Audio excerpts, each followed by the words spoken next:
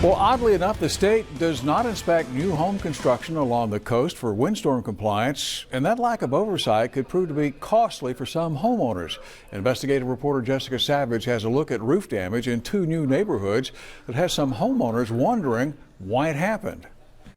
This section of the Rancho Vista subdivision in Corpus Christi was built 11 years ago, and the roofs here are supposed to last at least another decade. But during Hurricane Harvey, sections of shingles tore off, and now some are having to pay for total roof replacement. I mean, I don't know the square footage of the roof, but probably several $1,000s. So hopefully it's not too much out of pocket, but we're prepared for that. And it's not just in this neighborhood. Across Yorktown Boulevard, people in the Las Brisas subdivision are dealing with similar problems.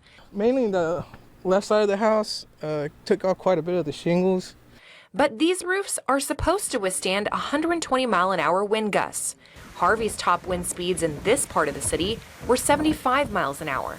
So what happened? We asked the builder's engineer who approved the roofs. He blamed the problem on a manufactured defect. I personally think it's the shingles because I have been out there and looked at some that have blown off, looked like they weren't sticking, and it's notorious for some shingles, for some reason, that they just don't stick. Voss says the roofs were built to code. What I have pulled up here is all that the state requires in order to show that it was built right. If you look closer, there's no information about the type of materials used, how the roof was constructed, and at what point the home builder's engineer inspected it. So we asked the state how it knows those roofs were built to code. At this time, the certified engineer may not have records of the type of materials in their inspection records, so that might make it more difficult for us to know.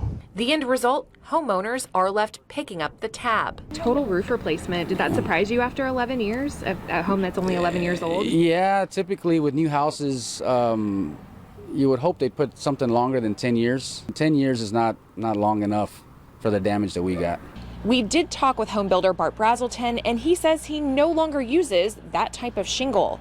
He switched to another shingle a few years ago. We found newer homes in the same neighborhood with that type of shingle, and those roofs appeared to have no damage from the hurricane.